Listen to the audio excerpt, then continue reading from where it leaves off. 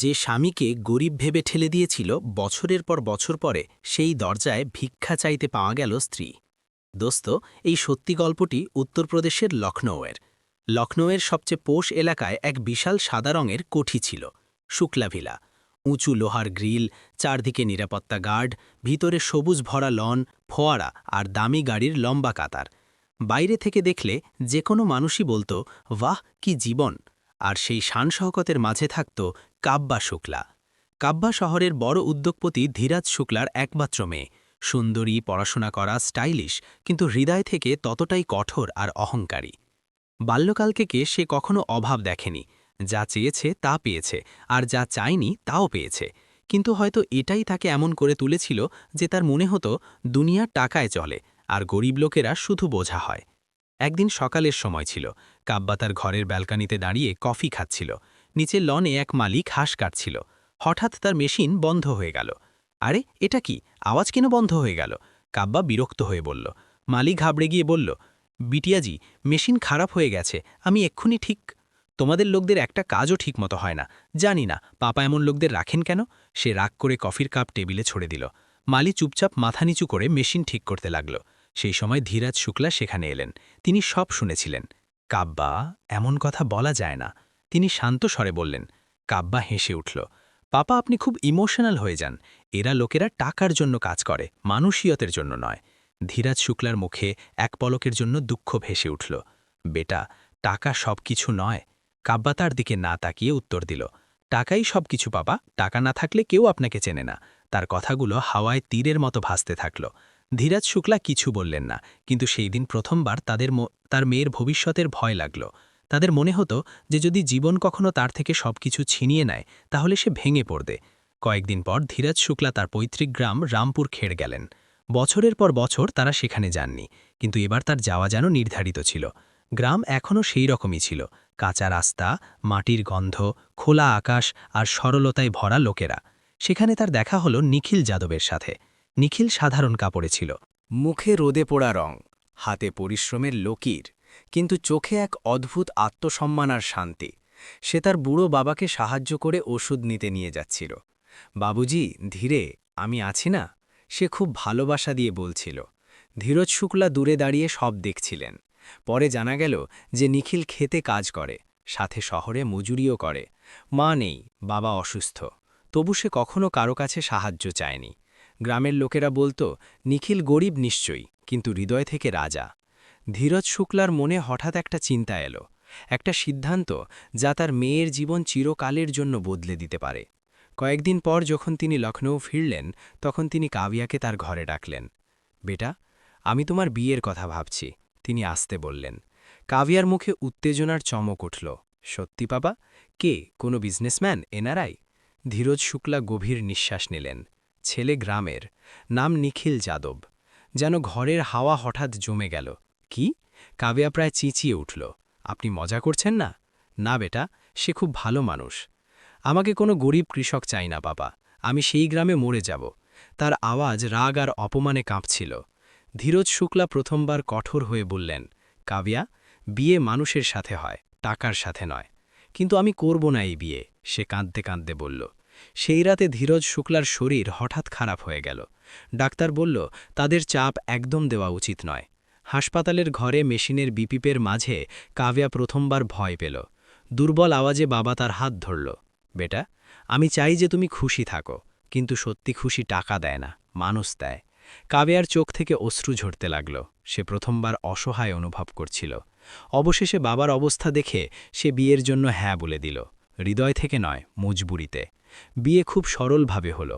না কোনো বড় অনুষ্ঠান, না মিডিয়া, না আলিশান সাজসজ্জা। কাভিয়াকে মনে হলো যেন তার জীবনের চমক নিভে গেছে। যখন সে প্রথমবার নিখিলের ছোট বাড়িতে পৌঁছল, তখন তার পা যেন থেমে গেল। মাটির উঠোন, সাধারণ ফার্নিচার, ছোট রান্নাঘর, কোনো চাকর নেই, কোনো এসি নেই, কোনো শান শওকত নেই। তাকে মনে হলো যেন তাকে অন্য দুনিয়ায় ছুঁড়ে ফেলে দেওয়া হয়েছে। নিখিল আসতে বলল, বাড়ি ছোট, কিন্তু চেষ্টা করব যে তোমাকে কোনো কষ্ট না হয়। কাব্যা তার দিকে তাকালো না। তার চোখে শুধু ঘৃণা ছিল, আর হৃদয়ে ফুটন্ত রাগ তাকে স্পষ্ট লাগছিল। এটা বিয়ে নয়, শাস্তি।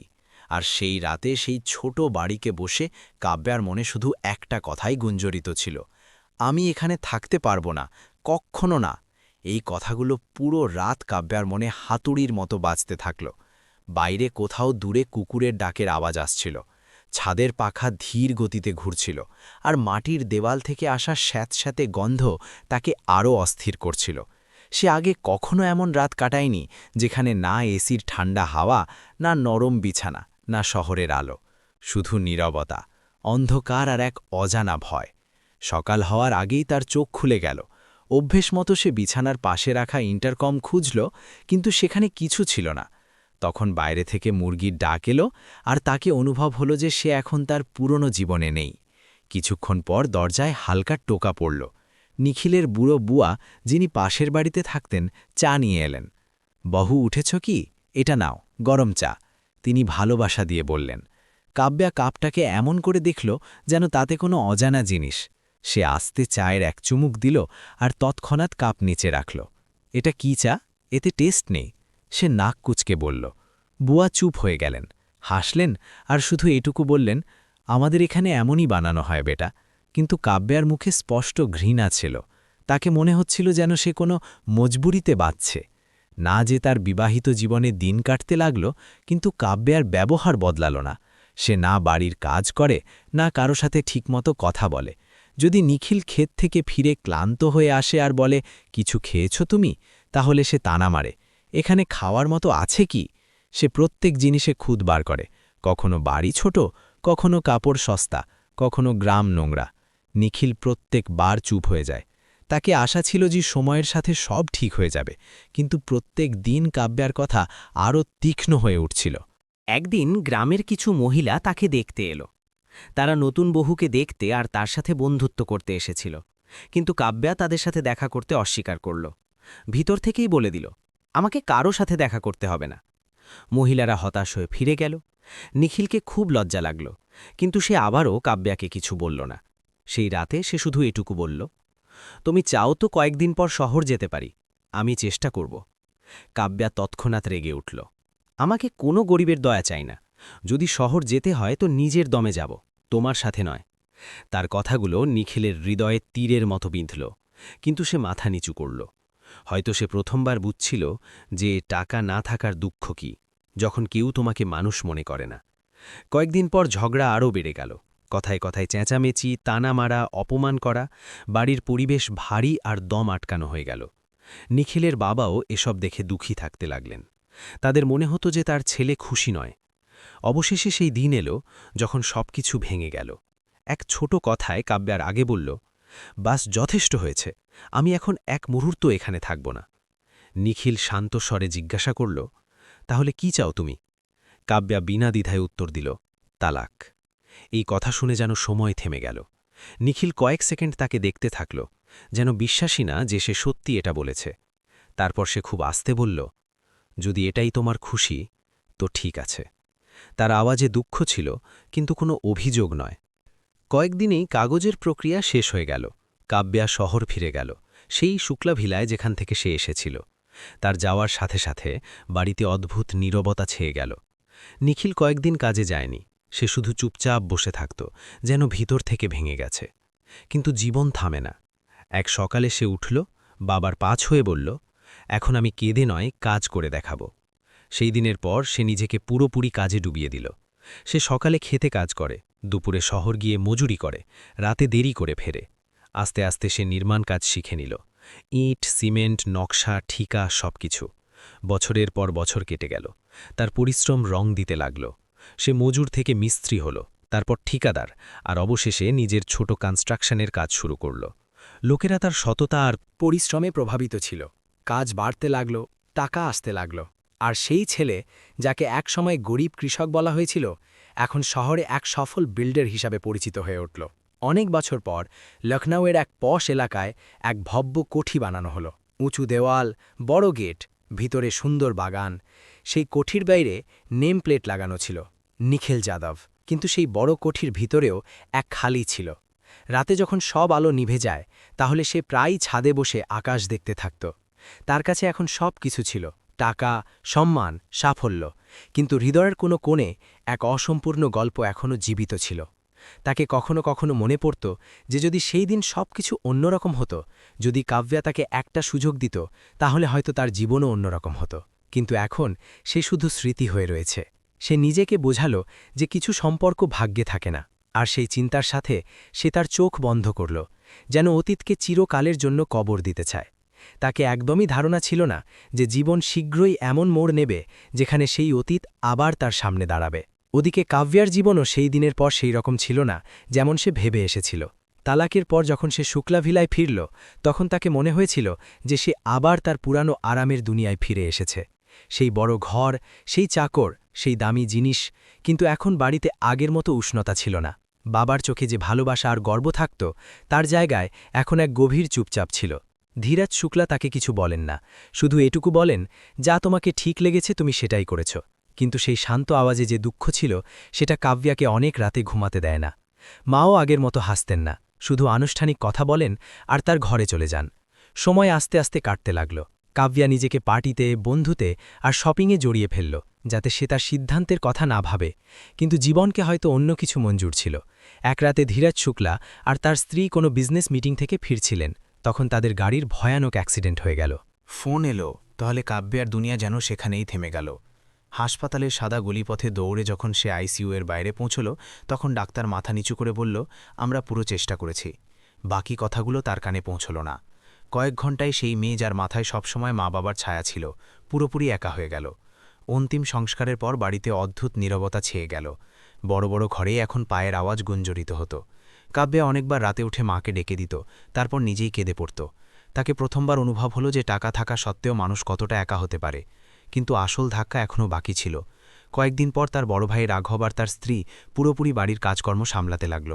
প্রথমে কাব্যাকে মনে হয়েছিল যে এটা স্বাভাবিক, কিন্তু আস্তে আস্তে তাদের ব্যবহার বদলে গেল। তারা তাকে দূরত্ব রাখতে লাগল, তার কথাগুলোকে উপেক্ষা করতে লাগল, আর বাড়ির সিদ্ধান্তে তাকে অন্তর্ভুক্ত করে না। একদিন রাঘব তাকে ডেকে কিছু কাগজে সই করতে বলল। এটা শুধু প্রপার্টির কিছু লিগ্যাল ডকুমেন্ট, আনুষ্ঠানিকতা। সে ক্যাজুয়ালি বলল। কাব্যা সেই সময় মানসিকভাবে খুব দুর্বল ছিল, সে না পড়েই সই করে দিল। তাকে কি জানা ছিল যে সেই কাগজ তার জীবন ছিনিয়ে নেবে? কয়েক সপ্তাহ পর রাঘব স্পষ্ট কথায় বলে দিল, এই বাড়ি এখন আমাদের, তোমার থাকার কোনো অধিকার নেই। কাব্যাকে মনে হলো যেন সে ভুল শুনেছে।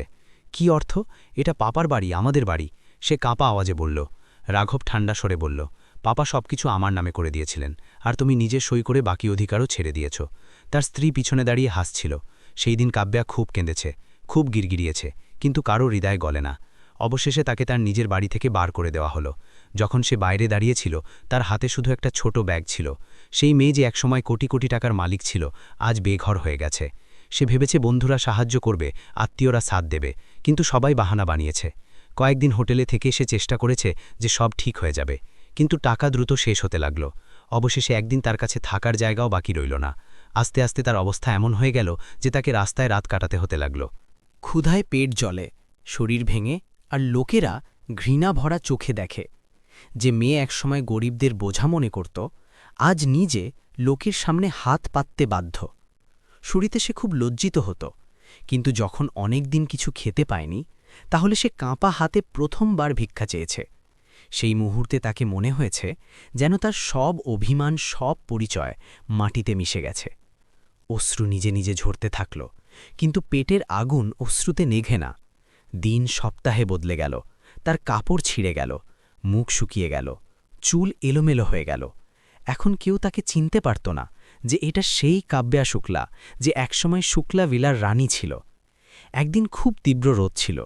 সে অনেক ঘণ্টা কিছু না খেয়ে ঘুরছিল। পায়ে ফোসকা পড়ে গেছে, চোখের সামনে অন্ধকার ছেয়ে আসছিল।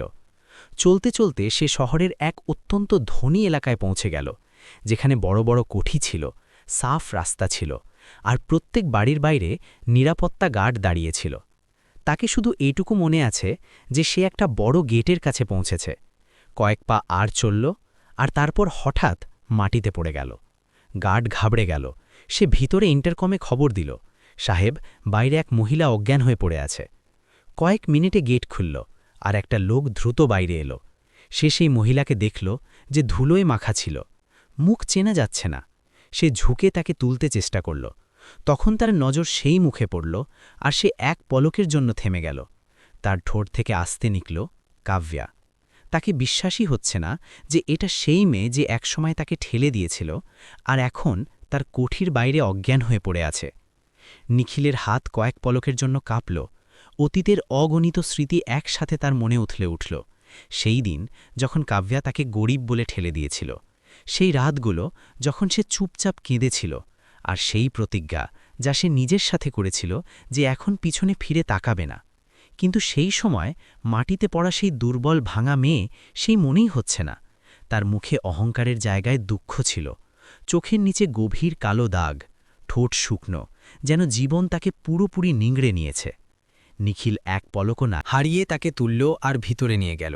ডাক্তারকে ডাকা হলো, ওষুধ দেওয়া হলো, আর অনেক ঘণ্টা পর যখন কাব্যার জ্ঞান ফিরল, তখন সে নিজেকে এক সাফ বিছানায় পেল। কয়েক পলক পর্যন্ত সে বুঝতেই পারল না যে সে কোথায়। ঘরের ছাদ, দেয়াল, জানালা থেকে আসা হালকা রোদ সব কিছু অজানা ছিল। তখন দরজা খুলল আর নিখিল ভিতরে এলো। তাকে দেখতে দেখতে কাব্যার চোখ বিস্তৃত হয়ে গেল, যেন তাকে বিশ্বাসই না যে সে স্বপ্ন দেখছে না। তার চোখ থেকে অশ্রু ঝরতে লাগল, কিন্তু আওয়াজ বেরোচ্ছে না। নিখিল কয়েক সেকেন্ড চুপ দাঁড়িয়ে থাকল, তারপর খুব শান্ত স্বরে বলল, তুমি নিরাপদ, চিন্তা করো না। সেই আওয়াজে না কোনো তানা ছিল না রাগ, শুধু এক সাধারণ মানুষই ছিল। কাব্যা কাঁপা ঠোঁটে বলল, আমি এখানে কিভাবে? নিখিল শুধু এটুকু বলল, তোমাকে বাড়ির বাইরে অজ্ঞান হয়ে পাওয়া গেছে। এটা শুনে কাব্যার নজর নিচু হয়ে গেল। লজ্জা, অনুতাপ আর দুঃখ সব কিছু একসাথে তার মুখে ছিল। পরের কয়েকদিন সে সেই বাড়িতে থাকল। চাকর তার জন্য খাবার নিয়ে আসে, ওষুধ দেয়, কিন্তু সে কারো সাথে চোখ মিলিয়ে কথা বলতে পারে না। প্রত্যেক জিনিস তাকে তার অতীতের স্মৃতি মনে করিয়ে দেয়। একদিন সে জানালা থেকে বাইরে দেখল, মজুররা কাজ করছে, ইট তুলছে, ঘাম ঝরাচ্ছে, আর সেই লোক যাকে সে একসময় গরিব বলে ঠেলে দিয়েছিল এখন তাদের মালিক হয়ে তাদের সাথে দাঁড়িয়ে, কিন্তু তবু তাদের মতোই পরিশ্রম করছে। সেই মুহূর্তে তাকে বোঝা গেল যে আসল ধনী কি। তার ভিতরে কিছু ভাঙছে আর কিছু নতুন জন্ম নিচ্ছে। আস্তে আস্তে সে নিজে ছোট ছোট কাজ শুরু করল। প্রথমে নিজের বিছানা নিজে ঠিক করা, তারপর রান্নাঘরে গিয়ে জল নেওয়া, তারপর একদিন সে চাকরানীকে বলল, আজ খাবার আমি বানিয়ে দিই। সবাই অবাক হয়ে গেল। নিখিল কিছু বলল না, শুধু দূর থেকে দেখতে থাকল। সে বুঝতে চাইছিল যে এই পরিবর্তন সত্যি হৃদয় থেকে না পরিস্থিতির মজবুরি। অনেকবার কাব্যা রাতে একা বসে কেঁদে থাকত, তার পুরনো কথা মনে করে নিজেকে ঘৃণা করতে লাগত। এক সন্ধ্যায় সে নিখিলের কাছে এলো আর ফুটে ফুটে কেঁদে পড়ল, আমি খুব ভুল করেছি, আমাকে মাফ করো, আমি তোমাকে কখনো বুঝিনি। তার আওয়াজ ভাঙছে। নিখিল তাকে কাঁদতে দিল, কিন্তু তৎক্ষণাৎ কোনো উত্তর দিল না। সে শুধু এটুকু বলল, মাফি কথায় নয়, সময়ে প্রমাণিত হয়। সময় কাটতে থাকল। কাব্যা এখন আগের মতো নয়। সে সাধারণ কাপড় পরে, মজুরদের সাথে বসে খাবার খায়, দরকারিদের সাহায্য করে। তার মুখে এখন সেই নকল চমক নয়, বরং এক সত্যি শান্তি ছিল। একদিন নিখিল তাকে সেই ছোট মন্দিরে নিয়ে গেল যেখানে তার মা যেতেন। সেখানে খুব কম লোক ছিল, না কোনো শোর না দেখা দেখি। সে পণ্ডিতজির সাথে কিছু কথা বলল, তারপর কাব্যার দিকে ফিরে বলল, যদি তুমি সত্যি নতুন জীবন শুরু করতে চাও তো আমি প্রস্তুত। কাব্যার চোখ থেকে অশ্রু বেরোল। সে কিছু না বলে মাথা নিচু করল। সেই সরলতায় বিনা কোনো তামঝামে দুজনে আবার একে অপরের হাত ধরল। এবার মজবুরিতে নয়, বোঝার সম্মানে। সময়ের সাথে তাদের জীবন বদলে গেল। বাড়িতে হাসি ফিরে এলো, কিন্তু এখন তাতে অহংকার ছিল না। কাব্যা প্রায়ই বলত, যদি সেই দিন সব কিছু না ছিনিয়ে নিত তাহলে হয়তো আমি কখনো নিজেকে চিনতে পারতাম না। নিখিল শুধু হাসত। তাকে জানা ছিল যে জীবন তাদের খুব কঠিন পথ দিয়ে সঠিক জায়গায় পৌঁছে দিয়েছে। এখন তাদের কাছে শুধু টাকা নয়, বরং সত্যি স্বাদ ছিল। দোস্ত, এই গল্প থেকে আমাদের এই শিক্ষা মেলে যে টাকা মানুষকে বড় করে না, বরং তার ব্যবহার আর বিনয় তাকে মহান করে। অহংকার আমাদের উঁচু দেখাতে পারে, কিন্তু পড়ায়ও সবচেয়ে বেশি সেটাই। যতক্ষণ সবকিছু আমাদের কাছে থাকে আমাদের অন্যদের দুঃখ দেখা যায় না, কিন্তু যখন জীবন পাল্টায় তাহলে সেই দুঃখ আমাদের মানুষ করে। সত্যি সম্পর্ক মজবুরিতে নয়, বোঝার সম্মানে গড়ে ওঠে। এখন আপনি বলুন, যদি আপনি নিখিলের জায়গায় থাকতেন তো কি আপনিও আপনার সাথে এতটা ভুল করা মানুষকে দ্বিতীয় সুযোগ দিতেন, না অতীত মনে রেখে চিরকালের জন্য দূর করে দিতেন? আপনার চিন্তা কি বলে? প্রতিশোধ নেওয়া ঠিক না মাফ করা? নিচে কমেন্ট করে অবশ্যই বলুন। আর যদি আপনাকে এমন সত্যি আর হৃদয় ছোঁয়া গল্প পছন্দ হয় তো ভিডিওকে লাইক করুন, চ্যানেল সাবস্ক্রাইব করুন আর আপনার বন্ধুদের সাথে অবশ্যই শেয়ার করুন। কারণ হতে পারে এই গল্প কারো চিন্তা বদলে দেয়, কারো অহংকার ভাঙে, না কোনো ভাঙা হৃদয়কে বাঁচার কারণ দেয়। মিলব পরের গল্পে, ততক্ষণ নিজের খেয়াল রাখুন।